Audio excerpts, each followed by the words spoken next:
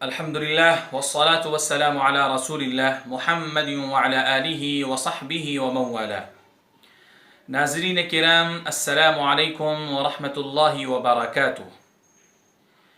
جمعۃ الوداع یا الوداعی جمعہ عام طور پر رمضان المبارک کا جب آخری جمعہ آیا کرتا ہے تو ہم اس جمعے کو جمعۃ الوداع یا الوداعی جمعہ کے نام سے یاد کرتے ہیں۔ عزیزان محترم، اس جمعے کے لیے خوب ساری تیاریاں کی جاتی ہیں۔ اس میں نئے کپڑے بھی بنائے جاتے ہیں۔ جن کے پاس نئے کپڑے نہیں ہوتے ہیں وہ عید کے لیے جو جوڑا انہوں نے سلایا ہوا ہوتا ہے اسی کو یہ اس جمعے میں پہنا کرتے ہیں۔ بہت ساری تیاریاں اس کے لیے ہوتی ہیں۔ عزیزان محترم، اسی طرح جب جمعہ کے لیے مسجدوں میں جاتے ہیں وہاں خطیب جب منبر پر خطبہ دینے کے لیے کھڑا ہوتا ہے تو اس خطبے میں عام جمعوں کے خطبوں کے بالمقابل دوسرا خطبہ دیا جاتا ہے۔ اس طرح کا خطبہ ہوتا ہے جس میں الوداع الوداع یا شہر رمضان یا اسی کے معنی اور مترادف الفاظ استعمال کیے جاتے ہیں، جن الفاظ کو سن کر ایسا محسوس ہوتا ہے کہ گویا خطبے میں اس جمعہ کے چلے جانے اور رخصت ہو جانے کا سوگ منایا جا رہا ہو۔ عزیزان محترم، سوال یہ ہے کہ کیا رمضان کے آخری جمعے کو جمعۃ الوداع یا سوگ والا جمعہ یا اس جمعے کو سوگ منانا، اس کے جیسے الفاظ کا استعمال کرنا کیا شریعت میں جائز ہے؟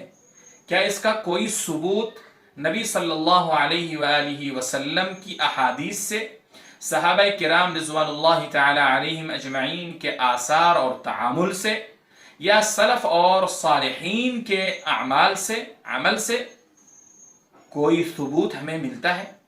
عزیزان محترم، اگر ہم احادیث کو کھنگالیں اور اسلاف کی تاریخ کو پڑھیں تو ہمیں ایسا کہیں بھی کوئی ثبوت نہیں ملتا ہے۔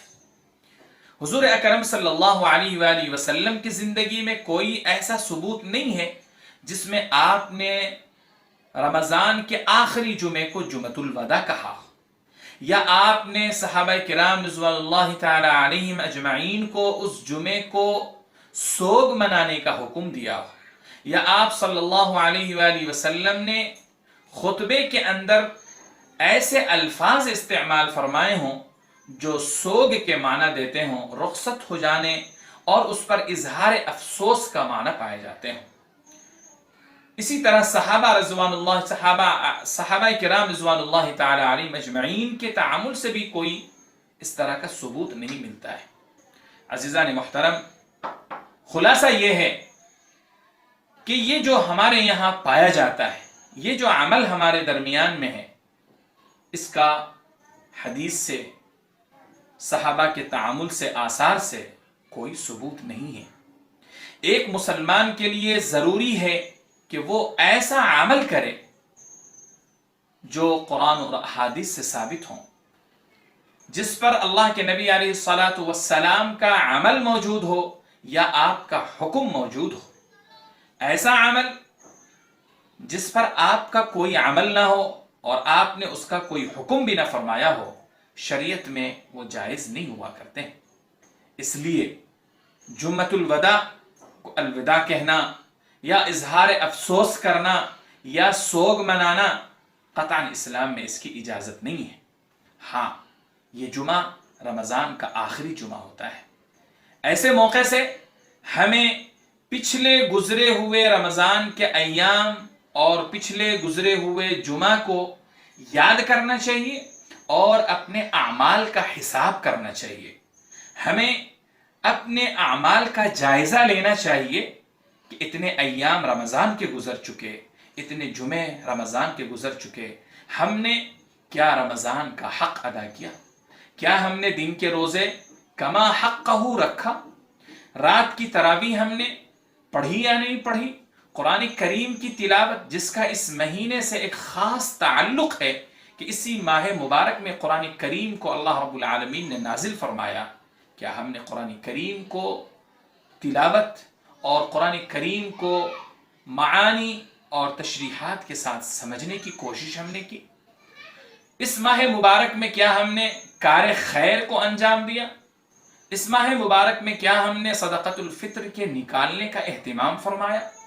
عزیزان محترم، یہ وہ کام ہیں کہ اگر ہم رمضان کے اخیر میں انجام دیں تو شاید ہمارے اندر عمل کا ایک جذبہ، نیا جذبہ پیدا ہو اور اس کی وجہ سے ہم کار خیر میں بڑھ چڑھ کر حصہ لے سکتے ہیں۔ تو اس لیے آئیے قرآن و حدیث کے مطابق ہم آج سے یہ عمل شروع کریں۔ جمعہ کی اہمیت اور عظمت جو ہے وہ اپنی جگہ پر ہے، ہم اس کی اہمیت اور عظمت کو اپنے دل میں باقی رکھیں گے، لیکن اس جمعے کو سوگ کا جمعہ، سوگ منانے والا جمعہ یا اظہار سوگ، اظہار افسوس کا جمعہ ہم نہیں بنائیں گے، کیونکہ یہ نبی علیہ الصلوۃ والسلام سے ثابت نہیں ہے۔ اللہ تعالی ہمیں اور آپ کو اس کے عمل کی توفیق عطا فرمائے۔ وآخر دعوانا ان الحمد للہ رب العالمین۔